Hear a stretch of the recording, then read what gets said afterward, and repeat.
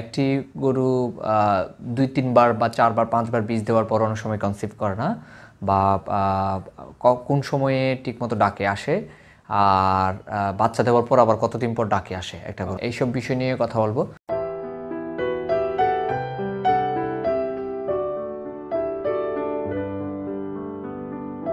আসসালামু আলাইকুম প্রিয় খামারি ভাইরা, আজকে অত্যন্ত গুরুত্বপূর্ণ একটা সমস্যা নিয়ে আপনাদের সামনে আসব আলোচনার মাধ্যমে। যে সমস্যাটি সারা বাংলাদেশে প্রত্যেকটা খামারির রয়েছে, আমরা এটা আসলে সলভ করতে পারি না। আজকে সেই বিষয়গুলো নিয়েই কথা বলবো। সমস্যাটি হচ্ছে আপনার গাভীকে বীজ দেওয়ার পরে 2 বার 3 বার 4 বার দেওয়ার পরেও কনসিভ করে না, অথবা বীজ দেওয়ার পরে অনেক সাইন সিমটম দেখা যায়, সেগুলো আমরা ভয় পেয়ে থাকি। আসলে কোনটা ভয়ের কারণ আর কোনটা ভয়ের কারণ নয় সেগুলো জানাবো আজকের ভিডিওতে। প্রিয় দর্শক মণ্ডলী, দেরি করছি না, সরাসরি চলে যাব ভিডিওতে। দেখতে থাকুন এবং আমাদের সঙ্গেই থাকুন।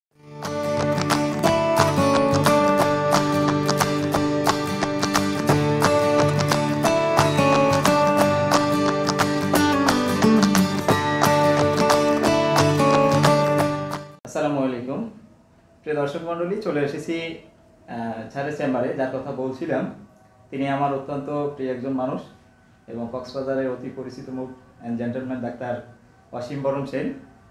ওনার নাম দেখতে পাচ্ছেন আপনারা। তিনি উপজেলা প্রাণী সম্পদ কর্মকর্তা হিসেবে দায়িত্বরত রয়েছেন কক্সবাজার সদরে।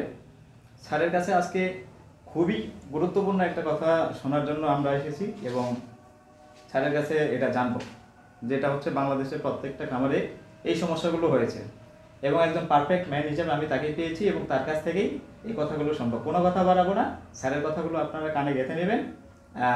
তার পরিচয় আস্তে আস্তে আমি দেব। তো স্যারকে অসংখ্য ধন্যবাদ দিয়ে শুরু করতে চাই। আমাদের আজকের আলোচনা হচ্ছে রিপ্রোডাক্টিভ সিস্টেম, অর্থাৎ প্রজনন বিষয়ক সমস্যাগুলো নিয়ে স্যার কথা বলবেন এবং এর সলিউশনগুলোও দিয়ে যাবেন। তো স্যার ভালো আছেন আশা করি। আপনাকে অসংখ্য ধন্যবাদ, আপনি আজকে আমাদের সুযোগ দিয়েছেন স্যার, আপনার মূল্যবান সময় থেকে।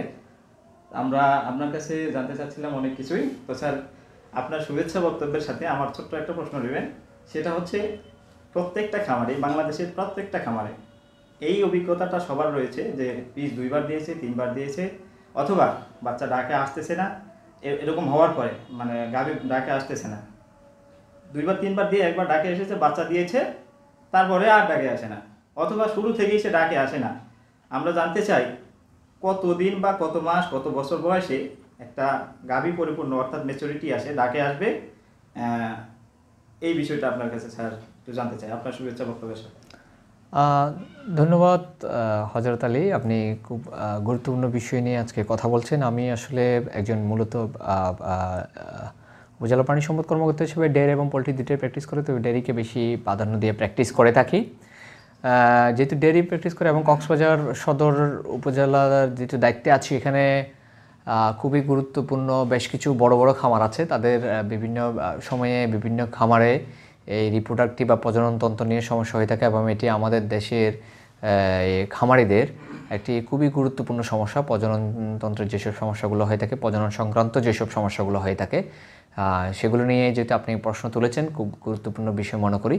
এবং যে প্রশ্নটি এখন করেছেন সেটি নিয়ে আমি বলবো যে একটি গরু 2-3 বার বা 4 বার 5 বার বীজ দেওয়ার পর অনেক সময় কনসিভ করে না, বা কোন সময়ে ঠিকমতো ডাকে আসে, আর বাচ্চা দেওয়ার পর আবার কতদিন পর ডাকে আসে একটা গরু সাধারণত, কতদিন পর, হ্যাঁ হ্যাঁ এইসব বিষয় নিয়ে কথা বলবো। তবে প্রথম যে বিষয়টা আমি বলতে চাই সেটা হচ্ছে আসলে সেক্সুয়াল ম্যাচুরিটি বা প্রজনন ক্ষমতা পূর্ণ পাওয়ার ক্ষেত্রে যে বিষয়টা আছে সেটা হচ্ছে কি, আসলে যেগুলো হাইলিম ভ্যারাইটি ক্রসবিট গরু আমরা দেখেছি, বা যেটা যদি আমরা ঠিকমতো বাচ্চা দেওয়ার পর থেকে বা একটা হেপার বা ফিমেল কাফের ঠিকমতো তাকে পুষ্টি দিতে পারি, ঠিকমতো যদি তার গ্রোথটা ঠিক রাখতে পারি, তাকে যদি কৃমিমুক্ত করতে পারি, তাহলে 15 মাস 18 মাসের মধ্যে সে ডাকে আসে। এবং তার যদি ব্যালেন্স নিউট্রিশন বা সুষম খাদ্যটা আমরা মেনটেন করতে পারি, তাকে সময়ে সময়ে 3 মাস অন্তর কৃমির ওষুধ, এবং সেই সাথে সাথে যদি অন্যান্য যে তাদের যে ভিটামিনের ঘাটতি যেটা পূরণ করতে পারি, তাহলে আশা করি 1 বছর পর একটা বাচ্চা পাওয়ার কথা আর কি। আর সাধারণত একটি গাভী একবার বাচ্চা দেওয়ার পর 2 মাস পর স্বাভাবিকভাবে ডাকে আসে, 2 মাস পর স্বাভাবিকভাবে ডাকে আসে। এর মধ্যে যদি ডাকে না আসে 2 মাসের মধ্যে, তাহলে সেক্ষেত্রে বুঝতে হবে তার জরায়ুতে বা রিপ্রোডাক্টিভ সিস্টেমে বা কোনো ধরনের বা নিউট্রিশনজনিত ঘাটতি রয়েছে সেই বিষয়ে আমাদেরকে ট্রিটমেন্ট করে আগাতে হবে। আর যে 2-3 বার বীজ দিলে বা প্রজনন করানোর পর যে কনসেপ্ট করানো বলেছেন কথাটি, এটাও কিন্তু আসলে অনেক সময় হয়ে থাকে। আমি এইটি হওয়ার বা রিপিট ব্রিডিং যেটাকে আমরা সাধারণত বলি কি, সাধারণত 2বারের অধিক যদি বীজ দেওয়া হয় সেটাকে আমরা রিপিট ব্রিডিং বলে থাকি, একটা পূর্ণাঙ্গ গাভী একবার বাচ্চা দেওয়ার পর। তো এই রিপিট ব্রিডিংয়ের অনেকগুলো কারণ আছে, তার মধ্যে সবচেয়ে যে গুরুত্বপূর্ণ কারণটি সেটা হচ্ছে যদি আমরা গরুকে ঠিকমতো কৃমিনাশক না খাওয়াই থাকি তাহলে সেক্ষেত্রে এই সমস্যাটা ফার্স্ট ধাপে ধরে নেব যে সেটাকে অবশ্যই কৃমিনাশক কৃমি মুক্ত করতে। আপনি শুরুতেই বলেছেন স্যার আছে ডিওয়ার্মিং অর্থাৎ কৃমি মুক্ত করার জন্য বলেছেন, তাহলে প্রথমেই গাভীকে কৃমি মুক্ত করতে হবে মাস্ট। অবশ্যই এটা কোনো বিকল্প নেই, কারণ গাভীর সুস্থ রাখার ক্ষেত্রে বা ঠিকমতো বাচ্চা পাওয়া বা দুধ উৎপাদনের ক্ষেত্রে ডেয়ারি কাউর ক্ষেত্রে সবচেয়ে বড় বাধা হচ্ছে কৃমি। সবচেয়ে বড় বাধা হচ্ছে কৃমি। কৃমি যদি থাকে সেক্ষেত্রে আপনি যদি গরুর কৃমি থাকে তাহলে সে পুষ্টিহীনতায় ভুগবে। গরুর কৃমি যদি থাকে তার কোনো কিছু ঠিকমতো হজম হবে না বা কৃমি অর্ধেক খাবার খেয়ে ফেলবে, সেক্ষেত্রে সে পুষ্টির সমস্যা বুঝবে। এবং গরু যদি কৃমি থাকে তাহলে ঠিকমতো ডাকে আসবে না, ঠিকমতো কনসেপ্ট করবে না এবং গরুর গ্রোথ আসবে না, ভালো দুধ পাবেন না। তো সব কিছুর মূলেই যেহেতু এই সমস্যাটা রয়েছে তাহলে প্রথমেই আপনার ডেইরি কাউ বা দুগ্ধ গাভীকে 3 মাস অন্তর কৃমির ওষুধ দিয়ে কৃমিমুক্ত করতে হবে। হ্যাঁ। দ্বিতীয় নাম্বার কোনো কারণ আছে স্যার যে এটার কারণে গাভী ডাকে নাও আসতে পারে? সরি, হ্যাঁ হ্যাঁ অবশ্যই। কৃমি ছাড়াও আপনি ঠিকমতো কৃমির ওষুধ দিয়েছেন, তারপরে যদি ঠিকমতো ডাকে না আসে বা কনসেপ্ট না করে, সেগুলোর জন্য আপনাকে প্রথমে দেখতে হবে যে তার কোনো নিউট্রিশন বা খাদ্যের কোনো ঘাটতি হচ্ছে কিনা। কৃমিমুক্ত করার পর যে জিনিসটা দিতে হয় তার সুষম ব্যালেন্স, তার যে খাদ্যের 6টি উপাদান ভিটামিন, মিনারেলস, কার্বোহাইড্রেট, ফ্যাট, তারপর হচ্ছে প্রোটিন, এগুলো ঠিকমতো তার খাদ্যে আছে কিনা সেটাও যে নিশ্চিত করার পর যে জিনিসটা দেখতে হবে সেটা হচ্ছে তার ভিটামিনের কোনো ডিফিসিয়েন্সি আছে কিনা। কারণ 3-4টি খুবই ইম্পর্টেন্ট ভিটামিন আছে যেগুলো প্রজননের ক্ষেত্রে খুব সহায়তাপূর্ণ এবং যেগুলোর ঘাটতির কারণে প্রজনন ক্ষমতা হ্রাস পায়, ঠিকমতো কনসিভ করে না, ঠিকমতো ডাকে আসে না, বিভিন্ন রকম সমস্যাগুলো দেখা দেয়। সেগুলো হচ্ছে ADE এবং কিছু মিনারেলস আছে যেমন সেলেনিয়াম, তারপর হচ্ছে ক্যালসিয়াম, ফসফরাস, এসবের অভাবও কিন্তু সাধারণত ঘাটতি বা কোনো ধরনের অভাব দেখা দিলে সেক্ষেত্রেও কিন্তু ঠিকমতো ডাকে আসবে না বা কনসিভ করবে না। এবং এর পরবর্তী যে জিনিসটা আমাদের, এগুলো যদি আমরা ঠিকমতো ব্যবহার করে থাকি, দিয়ে থাকি, এরপর যে সমস্যাটা মনে হয় সেটা হচ্ছে হরমোনের ঘাটতি। হরমোন যদি কোনো একটা হরমোন, কারণ প্রজননের ক্ষেত্রে একটা বছরে একটা করে বাচ্চা পাওয়ার ক্ষেত্রে, কনসিভ করার ক্ষেত্রে, তারপর হচ্ছে হিটে আসার ক্ষেত্রে বেশ কিছু হরমোন দায়ী। এগুলো যদি আপনার কোনো কারণে ঘাটতি থাকে তাহলে ঠিকমতো ডাকেও আসবে না, কনসিভও করবে না এবং ঠিকমতো বাচ্চাও আমরা বা ভালো দ্রুত আশা করতে পারি না। আচ্ছা স্যার, আরেকটা বিষয় হচ্ছে আপনি বলেছেন যে ডিওয়ার্মিং এবং নিউট্রিশনাল ডিসঅর্ডার থাকলে গাভী ডাকে আসবে না।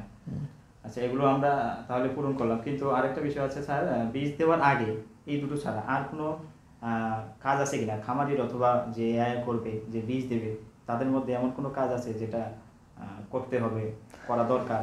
অবশ্যই একটি গুরুত্বপূর্ণ বিষয়ে কথা বলেছেন হজরত, সেটা হচ্ছে কি আসলে আমরা যদি গরুকে ঠিকমতো কনসিভ করাতে চাই, গরু ঠিকমতো ডাকে আসলো, একটা ডাক যখন আসবে, একটা গরু হিটে আসবে 21 দিন পর, 20 থেকে 21 দিন পর পর বেশ কিছু লক্ষণ থাকে, সেগুলো যদি পূর্ণাঙ্গভাবে থাকার পর যদি আমরা গরুটাকে কনসিভ করাতে হয়, যে বীজ দিবে অর্থাৎ উপসহকারী প্রাণী সম্পদ কর্মকর্তার কৃত্রিম প্রজনন বা আমাদের যেসব স্বেচ্ছাসেবীরা রয়েছে, টেকনিশিয়ান বলি আমরা সাধারণত, কৃত্রিম প্রজনন স্বেচ্ছাসেবী, তাদেরকে খুবই সচেতন হতে হবে। কারণ প্রজনন বা কৃত্রিম প্রজনন বিষয়টা একটি খুবই সফিস্টিকেটেড টেকনোলজি, যে একটা সারের সিমেন্টকে, স্পার্মকে আমি প্রসেসিং করে আরেকটা গরুর জরায়ুতে দিচ্ছি একটা নির্দিষ্ট সময়ে এটা কনসিভ করানোর জন্য। তো এইসব বিষয়ে কিছু জিনিস আমাদেরকে মনে রাখতে হবে, যেমন গরুটা কখন ডাকে এসেছে, প্রথম মিউকাস কখন দেখা গিয়েছে, কখন হিটে আসছে, কতক্ষণ ধরে তার হিটটা সারভাইভ করছে, কতক্ষণ ধরে তার হিটটা লাস্টিং করছে, স্থায়িত্বকাল কতক্ষণ হচ্ছে, সবগুলো দেখতে হবে।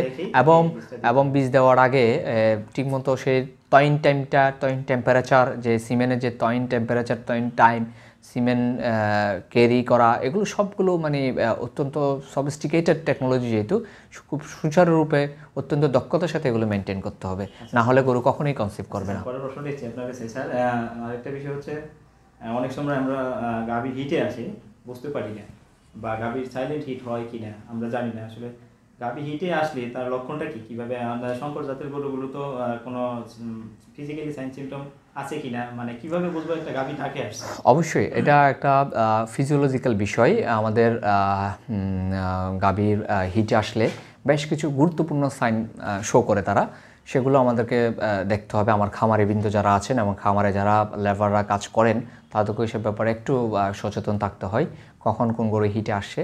তো যেই সব লক্ষণগুলো সাধারণত দেখলে আমরা বলবো যে একটা গরু হিটে আছে, তখন কথা হচ্ছে প্রথম কথা হচ্ছে গরুটার প্রস্রাবের রাস্তা বা ভেজেনা দিয়ে মিউকাস যাবে এবং বালবাটা সোয়ালেন থাকবে এবং ফ্রিকুয়েন্ট ইউরিনেশন করার চেষ্টা করবে, মানে প্রস্রাব করার চেষ্টা কিন্তু প্রস্রাব নাও হতে পারে। তারপর হচ্ছে লেজটা এবং উত্তেজিত থাকবে, ডাকাডাকি করবে, খুব বেশি উত্তেজিত থাকবে, অন্য গরুর উপর সেই লাফলাফি করার চেষ্টা করবে। সেই সাথে সাথে যে জিনিসটা আমাদের দেখতে হবে, অনেক গরু ডাকে না, মানে ঠিকমতো ডাকাডাকি করে না, কিন্তু অন্যান্য যে লক্ষণগুলো সেগুলো একটু দেখা যাবে। অন্যান্য গরুর উপর লাফালাফি করা, কমন যেটা সেটা হচ্ছে মিউকাস যাবে, প্রস্রাবের রাস্তা দিয়ে মিউকাসটা ঝরবে কিছুক্ষণ পরপর, সেটা আমাকে ফলো করতে হবে। ঠিক আছে। আচ্ছা, আরেকটা কথা বলতে চাচ্ছি স্যার, আমরা অনেক কিছু জেনে ফেলেছি অলরেডি। আর একটা সেটা হচ্ছে গাভী হিটে এসেছে, আপনি বলছেন 12 ঘন্টার মধ্যে বা 18 ঘন্টার মধ্যে বীজ দিতে হবে। কোনো ক্রমে কোনো খামারি যদি এই 12 ঘন্টা বা 18 ঘন্টার মধ্যে বীজ দিতে না পারে, অর্থাৎ সে ওই ডাকটা মিস করে ফেলে, তাহলে গাভী কি আবার কতক্ষণ সময়ের মধ্যে হিটে আসে, এটা জানতে চাই। না, এটা হচ্ছে সাধারণত একবার গরু হিটে আসলে ঠিক 21 দিন পর তার আবার নতুন করে সাইকেল শুরু হবে। এটা একটা সাইকেল, এটা প্রতি মাসেই হবে। তবে মিস করলে পরবর্তী 21 দিন পর আবার যদি ডাকে আসে তখন দিতে হবে আর কি। বীজ দেওয়ার 2-1 দিনের মধ্যে স্যার, বা 2-1 দিনের পরে, এটা আপনার খুবই একটা প্রায় দেখা যায় বীজ দিয়েছে 2-3 দিনের মধ্যে ওটা মিকস বা রক্ত আসে, এরকম কোনো ঘটনা আসে, আসলে এই বিষয়টা কি স্যার? হ্যাঁ, এটা আসলে তো নর্মাল ফিজিওলজিক্যাল বিষয়। একটা গরু যে স্টার্স সাইকেল গরুর বা আমাদের গাভীর, সেটি হচ্ছে আসলে 4টা ধাপ থাকে: প্রোস্টার্স, স্টার্স, মেটাস্টার্স, ডায়াস্টার্স। মেটাস্টার্স পিরিয়ডে গরু সাধারণত ব্লিডিং হয়। এটা খুব স্বাভাবিক এবং ফিজিওলজিক্যাল দৈহিক একটা বিষয়, শারীরবৃত্তীয় একটা বিষয়। তো এটা ভয় পাওয়ারও কিছু নেই এবং এটি নিয়ে উদ্বিগ্ন হওয়ার কিছু নেই। যদি দেখেন আপনারা 2-1 দিনের ভিতর হালকা রক্ত গিয়েছে, তখন বুঝতে হবে যে আসলে ওভুলেশন টাইমে যখন ওভামটা বের হয় ওভারি থেকে, তখনই আসলে মিউকাসের সাথে কিছু ব্লিডিং হয়। ওই ব্লিডিংটা অনেক সময় ভেজানে দিয়ে বাইরে বের হয়ে আসে, তখন এটা অনেকে দেখে মনে হয় বাচ্চা নষ্ট হয়ে গেছে। আমাদের খাবারের একটা ভুল ধারণা থাকে, না, ওটা হচ্ছে আসলে মেটাস্টাস পিরিয়ডে এরকম ব্লিডিং হয়ে থাকে, এটা স্বাভাবিক বিষয়। এবং কোনো গরু দেখবেন, আমি একটা বিষয় বলি যে অনেক সময় প্রথমে 12 থেকে 18 ঘন্টার মধ্যে দিলে বীজ রাখে না বা কনসিভ করে না। সেসব গরুকে যখন আপনি রক্তটা দেখবেন, সেটা দেখার যদি 1 ঘন্টা আগে, বীজ দেওয়ার পর যখন রক্তটা দেখবেন, সেটা দেখার 1 ঘন্টা আগে বা 1 ঘন্টা পরে যদি আপনি আবার বীজ দেন বা আবার ইনসেমিনেশন করেন, তাহলে আমি মনে করি ওই গরু অনেক সময় ওই 95% ক্ষেত্রে কনসিভ করে। এটা আমার এক্সপিরিয়েন্স এবং এটা সাধারণত প্র্যাকটিক্যাল এক্সপিরিয়েন্স থেকে বলছি। কারণ ওই সময় একদম জাস্ট ওই সময়টাই আধা ঘন্টা আগে বা আধা ঘন্টা পরেই সঙ্গে সঙ্গে বীজটা দিতে হবে। লেট করলে আবার কনসিভ করবে না। ধন্যবাদ। মেসেজটা থ্যাংক ইউ স্যার। মেসেজটা ক্লিয়ার হতে চাচ্ছি সেটাই, যে অনেক সময় বলে থাকে মানুষ যে আপনাদের এআই কর্মী যারা আছে, এআই টেকনিশিয়ান, এরা বীজ দেওয়ার পরে চলে আসে 2-3 দিন পরে স্যার দেখা যাচ্ছে রক্ত বের হয়ে আসে। তো অনেকেই মন্তব্য, ডাক্তার নিয়ে এসেছি, ও এই করছে, গালাগালি দেয়, বলে যে ভেজানাতে সে কোনো মানে অ্যাক্সিডেন্ট করে ফেলছে, ছিঁড়ে ফেলছে, রক্ত বের হয়েছে। আসলে এই জিনিসটা তো নয় স্যার। না, আসলে এটা হচ্ছে খামারিদের ভুল ধারণা, ভ্রান্ত ধারণা। এইসব ভ্রান্ত ধারণা থেকে খামারিদের বেরিয়ে আসতে হবে, যে ভালো টেকনিশিয়ানদের কাছে এইসব সমস্যার সমাধান যদি তারা না পায়, ভালো একজন ডিভিএম ডক্টর, ভেটেরিনারি ডক্টরের পরামর্শ নিতে হবে যে আসলে কেন এটা রক্ত হচ্ছে। প্রথমে এটা জানতে হবে কেন রক্তটা যায়, সেটা যে তার হাতে ভ্যাজানাটা হ্যান্ডলিং করার জন্য বা জরায়ুতে বীজ দেওয়ার জন্য নয়, সেটা হচ্ছে একটা ফিজিওলজিক্যাল বিষয়। এটা স্বাভাবিক বিষয়টা যেতেই পারে এবং সেটা নিয়ে ওরিট হওয়ার কিছু নেই। এবং যদি কোনো গরু দেখা যায় যে 2-3 বার বীজ দেওয়ার পরও হচ্ছে না, এমন রক্ত যাচ্ছে, তাহলে সেক্ষেত্রে রক্ত দেখার 1 ঘন্টা আগে থেকে যদি সে প্রস্তুত থাকে, 1 ঘন্টার মধ্যে যদি বীজ দেওয়া যায়, তাহলে সে গরু কনসিভ করার সম্ভাবনা বেশি থাকে। Thank you sir. আরেকটা কথা হচ্ছে স্যার, পার্চুলেশন অর্থাৎ বাচ্চা দেওয়ার কতক্ষণ পরে প্লেসেন্টা অর্থাৎ ফুল, গর্ভফুল যেটা, এটা স্বাভাবিকলি কত ঘন্টার মধ্যে পড়ার নিয়ম, এটা স্যার, এটা জানতে চাচ্ছিলাম। আর ওটা যদি পড়তে দেরি হয় সেখান থেকে কোনো কিছু হওয়ার সম্ভাবনা আছে কিনা, এটা যদি একটু ক্লিয়ার করেন স্যার। সাধারণত 2 ঘন্টার মধ্যে, 2 ঘন্টা থেকে 6 ঘন্টার মধ্যেই বা 12 ঘন্টাও হাইস্ট পর্যন্ত আমরা সময় দিই আর কি। এটা হ্যাঁ হ্যাঁ, বডির শারীরিক কন্ডিশন, তার ভিটামিনের, তার ক্যালসিয়ামের, তার যে জরায়ুর মাসেলগুলোর কন্ট্রাকশন, রিল্যাক্সেশন, তার হরমোনের বিভিন্ন বিষয়গুলো এটার সাথে জড়িত থাকে, যেহেতু তার শারীরিক কন্ডিশনের উপর নির্ভর করে 12 ঘন্টার মধ্যে পড়ে যাওয়ার কথা, 2 থেকে 12 ঘন্টা। এর মধ্যে যদি না পড়ে তাহলে এটা মিনিমাম 24 ঘন্টা। কেউ যদি বলে যে কিনা আমি এটা 12 ঘন্টার মধ্যে পড়ে নাই, না পড়লে আসলে এটা স্বাভাবিকত পচে গলে আস্তে আস্তে বের হয়ে যায়। এটাও একটা ফিজিওলজিক্যাল কন্ডিশন, এটা থাকবে না, পচে গলে বের হয়ে যাবে। তবে অনেক খামারি, অনেক ডাক্তারকে অধৈর্য হয়ে যায় যে যদি পচে গলে কোনো ইনফেকশন হয়, আসলে সেক্ষেত্রে অনেকে হাত দিয়ে ফেলার চেষ্টা করে। তো আমি বলবো হাত দিয়ে যদি কেউ ফেলতে চায় মিনিমাম 24 ঘন্টার আগে জরায়ুতে হাত না দেওয়ার জন্য। ফুল আটকে থাকলেও জরায়ুতে 24 ঘন্টার আগে হাত দেওয়া উচিত হবে না, এই কারণে যে জরায়ুর ভিতরের অংশটা খুবই স্টেরাইল বা খুবই একটা পরিষ্কার পরিচ্ছন্ন জায়গা, ওটাতে হাত দিয়েছেন মানে আপনি এটা ইনফেকশন করে দিয়েছেন। এবং যদি কেউ না বুঝে, কোনো টেকনিশিয়ান হোক বা আমাদের কোনো উপসহকারী পানি সম্পদ কর্মকর্তা হোক বা অন্য কোনো কোয়াক হোক, পল্লী চিকিৎসক হোক, যদি তারা না বুঝে এই গর্ভফুলটা টানাটানি করে ফেলতে যায়, সেক্ষেত্রে অনেক সময় জরায়ুর ভিতর যে কোটিলোডনগুলো আছে সেগুলো ছিঁড়ে যাওয়ার সম্ভাবনা থাকে। আর একবার যদি কোটিলোডন ছিঁড়ে যায় বা জরায়ুর ভিতর কোনো ধরনের আঘাত হয় বা টানা হিসড়ের কারণে গর্ভফুলটা খুব ব্লিডিং হয়, তাক্ষেত্রে বেশ কিছু জটিলতা সৃষ্টি হতে পারে। তার মধ্যে প্রধানত হচ্ছে এন্ডোমেট্রাইটিস হতে পারে, যেটা আমরা জরায়ুর ইনফ্ল্যামেশন বলে থাকি। এবং ওখানে পুঁজ পাস হতে পারে, এন্ডোমেট্রাইটিস হতে পারে, পায়োমেট্রা হতে পারে। এবং পরবর্তীতে এই গাভীটা তার হিটে আসা ডিলে হতে পারে বা হিটে নাও আসতে পারে, বা এটা কনসিভ করাটাও সমস্যা হয়ে যেতে পারে। এবং সেই সাথে সাথে ইভেন এটা একদম পার্মানেন্টলি ইনফার্টাইল হয়ে যাওয়ার সম্ভাবনা থাকবে। তো আমি বলবো খামারি ভাইদের এইসব বেশি সচেতন হওয়ার জন্য, যদি গর্ভফুল না পড়ে আপনারা অবশ্যই একজন ভেটেরিনারিয়ান পরামর্শ নিয়ে যে কী করণীয় সেটা জেনে তারপর একটা সমাধানে যাওয়া। আমরা আরেকটা বিষয় স্যার আপনার কাছে জানতে চাই, সেটা হচ্ছে হেলদি পার্চুরেশন, অর্থাৎ গাভীর বাচ্চাটা যেন খুব স্বাভাবিকভাবেই হয়, সেই জন্য কোনো পাথে আছে কি, আপনি কি ধরনের সাপোর্ট খামারিদের নিতে বলবেন আর কি স্যার? হ্যাঁ, হেলদি পার্চুরেশনের অবশ্যই কিছু বিষয় এখানে আমি মনে করি আছে। সেটা হচ্ছে আপনি যদি গাভীকে স্বাভাবিকভাবে পার্চুরেশন দিতে, তার অনেকগুলো বিষয় নিশ্চিত করতে হবে। একটা হচ্ছে তার শরীরের যে ক্যালসিয়ামের ডিফিসিয়েন্সি যদি থাকে, সেই মাসেলগুলো, জরায়ুর মাসেলগুলো কন্ট্রাক্ট এবং রিল্যাক্সেশন হতে পারবে না। তার যদি হরমোনের কোনো ঘাটতি থাকে, নিউট্রিশনাল ইমব্যালেন্সের কারণে, তাহলেও কিন্তু তার এই যে বাচ্চাটা ঠিকমতো ডেলিভারি হওয়া সেটাও ঠিকমতো হবে না। এবং সেক্ষেত্রে আপনাকে বেশ কিছু বিষয় আপনাকে মাথায় রেখে আগাতে হবে যে বাচ্চা দেওয়ার আগে সাধারণত ওই ক্যাটায়ন অ্যানায়নের যে ডিফারেন্স, সেটা যদি ডিফারেন্স হয়ে যায় শরীরের মধ্যে, যে এই আপনার ক্যাটায়ন, পটাশিয়াম, সোডিয়াম এবং ক্লোরাইড, সালফার আয়ন আছে, সেগুলো যদি পার্থক্য হয়ে যায়, সেক্ষেত্রে বডিতে যে প্যারাথাইরয়েড হরমোনের অ্যাক্টিভিটি সেটা অনেকাংশ কমে যাবে। সেক্ষেত্রে ক্যালসিয়াম অ্যাবজর্পশনটা শরীরে কমে যাবে। সেক্ষেত্রে বিভিন্ন ধরনের সমস্যা, মিল্ক ফিভার এবং ডিস্টোকিয়া, এইসব সমস্যাগুলো হয়। সেগুলোর জন্য আমরা সাধারণত বিভিন্ন কোম্পানির, যেখানে মডার্ন টেকনোলজি সমৃদ্ধ অনেক ওষুধ বের হয়েছে, যেমন ডিকেট মাইনাস আছে, ডাইটারি ক্যাটায়ন অ্যানায়ন ডিফারেন্স, এই যে রেনাটা কোম্পানির সেটি, এবং অ্যালানকোর পেকোটিন, এইসব প্রোডাক্ট সাধারণত সাজেস্ট করে যাতে প্রসব পরবর্তী যেসব সমস্যা সেগুলো কাটিয়ে ওঠা যায়, এবং প্রসবকালীন যেসব সমস্যাগুলো হয় সেই সব সমস্যাগুলো যাতে দ্রুত কেটে ওঠানো যায়।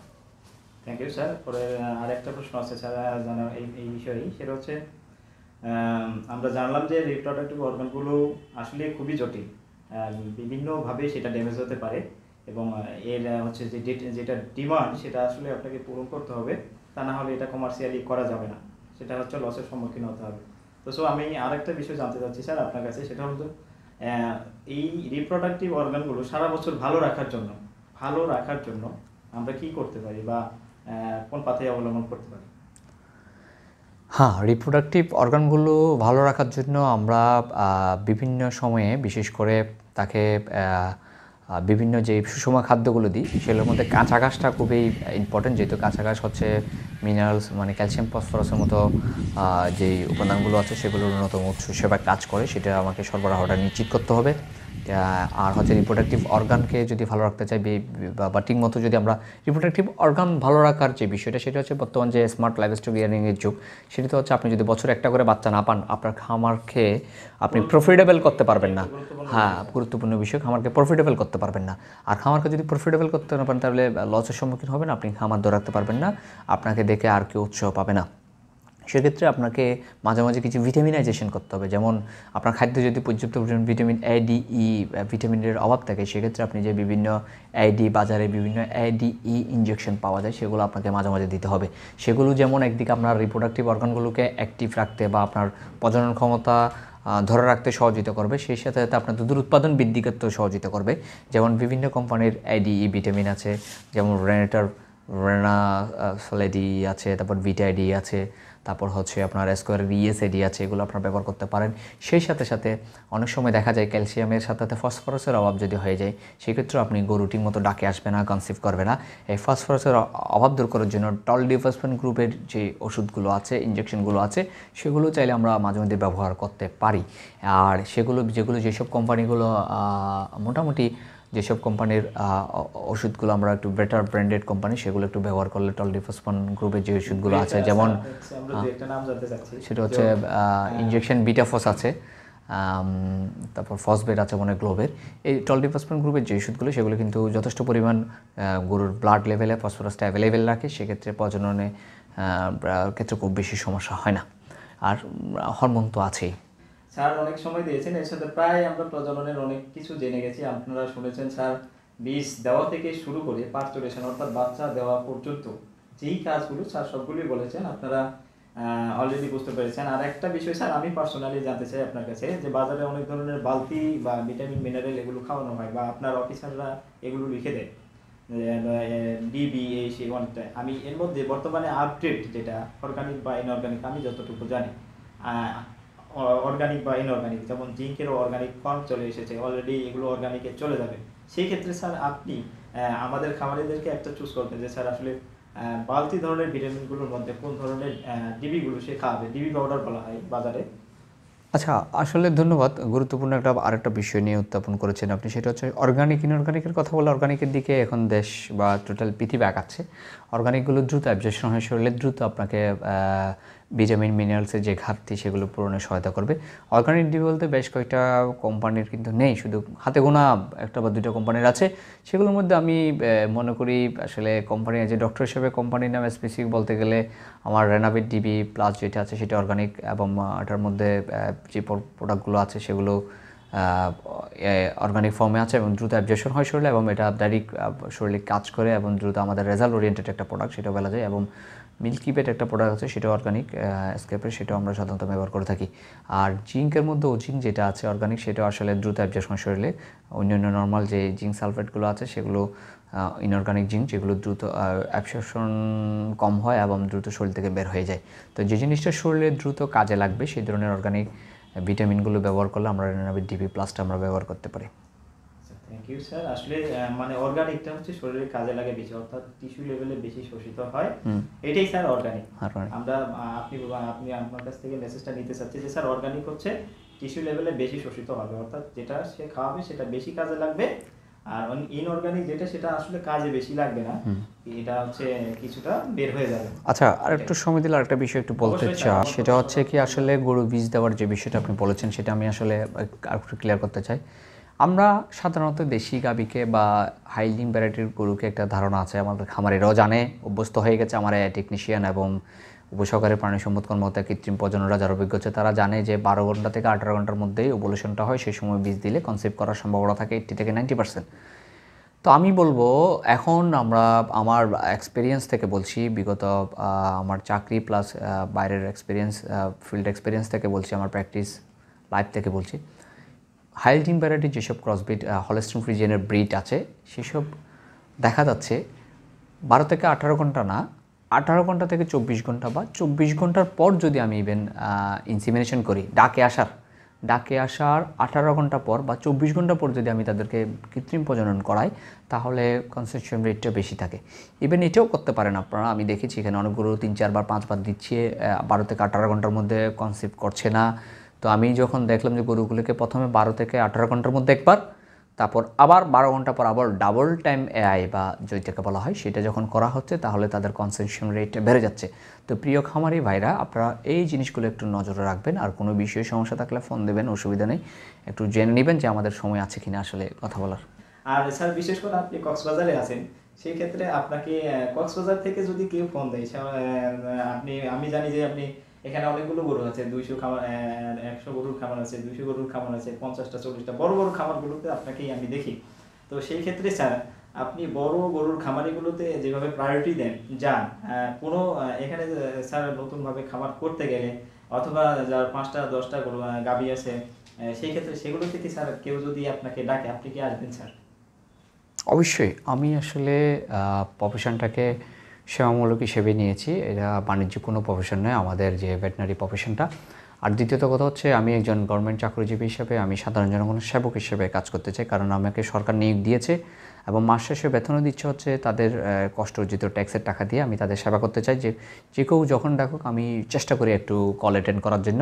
আমার খামারি ভাইরা যেখানেই থাকুক যেভাবেই থাকুক তাদের সহায়তা করার জন্য আমার অর্জিত জ্ঞান দিয়ে যদি তাদেরকে আমি কিছুটা সহায়তা করে তারা যদি প্রফিটেবল বিজনেস করতে পারে, তাহলে মনে করবো তাহলে আমার যে সরকার আমার পিছনে যে বিয়ে করেছে শিক্ষাগত যোগ্যতা অর্জনের জন্য, সেটা আমার সার্থকতা, তাদের দোয়া এগুলো আমার পাথেয় হিসেবে কাজ করবে। থ্যাংক ইউ স্যার, আমরা অলরেডি আলোচনা প্রায় শেষ করার মতো সময় চলে এসেছি। প্রিয় দর্শক মণ্ডলী, আজকে আলোচনা প্রায় শেষের দিকে চলে এসেছি। আজকে এখানেই বিদায় নেব, তবে স্যারের খামারিদেরকে যদি আর কিছু বলার থাকে স্যার, শেষ বক্তব্য সেটা বলে আমরা এখানেই শেষ করব। সুপ্রিয় খামারি ভাইরা, আজকে যে বিষয়টি নিয়ে আমরা কথা বলেছি, গরুর প্রজনন সংক্রান্ত বিভিন্ন সমস্যা এবং সেগুলোর সমাধানের উত্তরণ, আসলে এগুলো যদি প্রশ্ন আরও করতে হয়তো আরও কয়েক ঘন্টা না কয়েক দিনও বলা যেত, বা এরকম অনেক সমস্যা আপনারা ফেস করে থাকেন। তবে আপনারা চেষ্টা করবেন, আপনারা যে স্মার্ট লাইভস্টক রিয়ারিংয়ের যে যুগ, অ্যান্টিমাইক্রোবিয়াল রেজিস্ট্যান্সের এখন যুগ, সেক্ষেত্রে আপনারা চেষ্টা করবেন যে অ্যান্টিবায়োটিক পর্যন্ত যাতে যেতে না হয়। আপনারা এমন কোনো অ্যান্টিবায়োটিক ইউজ করবেন না, কারণ এই গরুর দুধগুলো যাতে আপনাদের মধ্যে ওই অ্যান্টিবায়োটিকটা রেজিস্ট্যান্স তৈরি করে, সেজন্য আপনাদেরকে সচেতন থাকতে হবে। এবং সেই সাথে সাথে আপনারা অ্যান্টিবায়োটিক পর্যন্ত যাতে যেতে না হয়, ওইভাবেই বায়োসিকিউরিটি বা ম্যানেজমেন্টটা আপনারা কন্ট্রোল করার চেষ্টা করবেন। এতে করে আপনারা লাভবান হবেন, অ্যান্টিবায়োটিকের খরচ কমবে, ডাক্তার খরচ কমবে, আপনারা লাভবান হতে পারবেন।